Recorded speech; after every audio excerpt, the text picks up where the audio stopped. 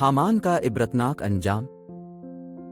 بہت عرصہ پہلے کا ذکر ہے جب مصر میں ایک جابر اور ظالم بادشاہ فرعون حکومت کرتا تھا۔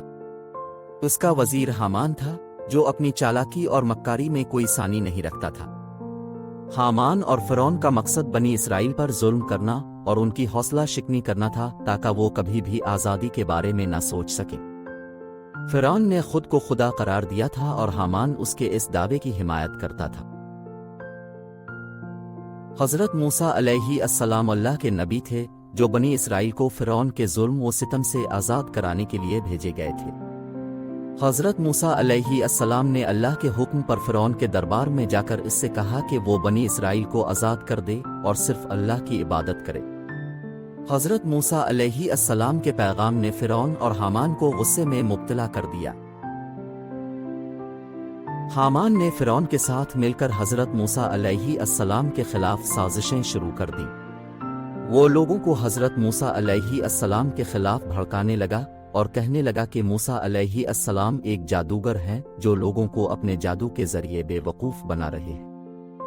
حامان نے فرعون کو مشورہ دیا کہ وہ حضرت موسیٰ علیہ السلام کو قتل کر دے تاکہ ان کا پیغام ہمیشہ کے لیے ختم ہو جائے۔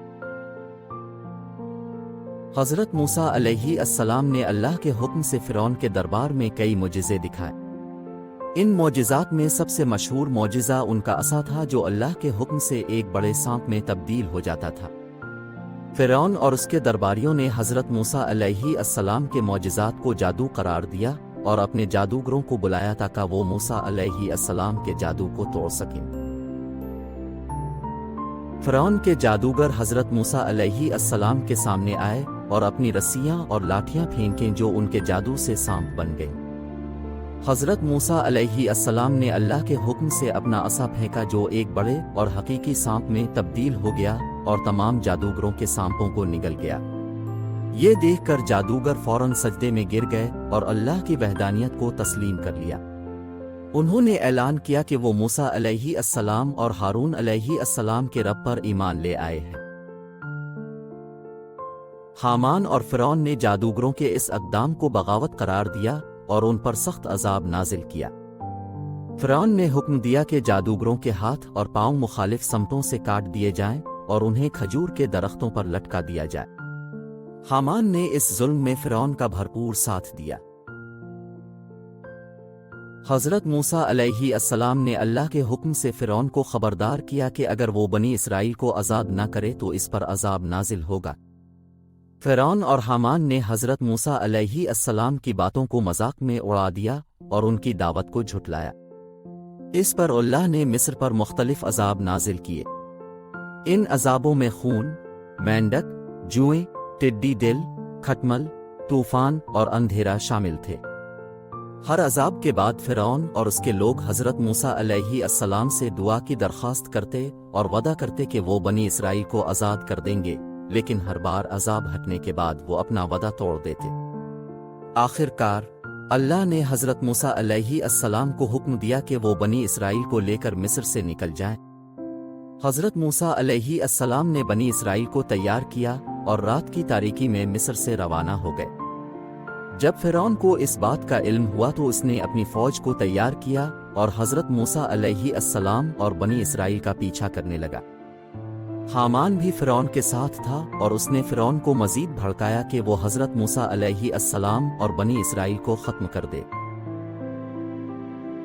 حضرت موسیٰ علیہ السلام اور بنی اسرائیل جب بحیرہ احمر کے کنارے پہنچے تو ان کے پیچھے فرعون کی فوج پہنچ گئی۔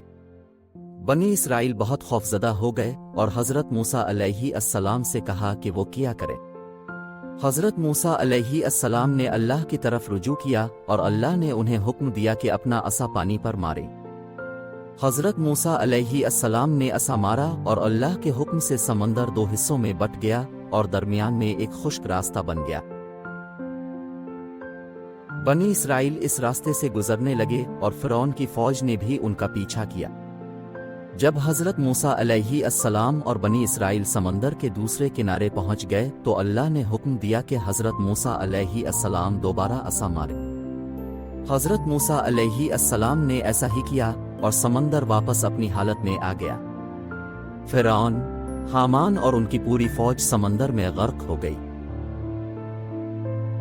फिरौन और हामान का अंजाम इबरतनाक था। उनकी तमाम ताकत, दौलत और गुरूर उन्हें बचा ना सका। उन्होंने अल्लाह के नबी की दावत को झुठलाया और जुल्म व सितम का रास्ता इख्तियार किया, जिसका नतीजा उनकी तबाही की सूरत में निकला।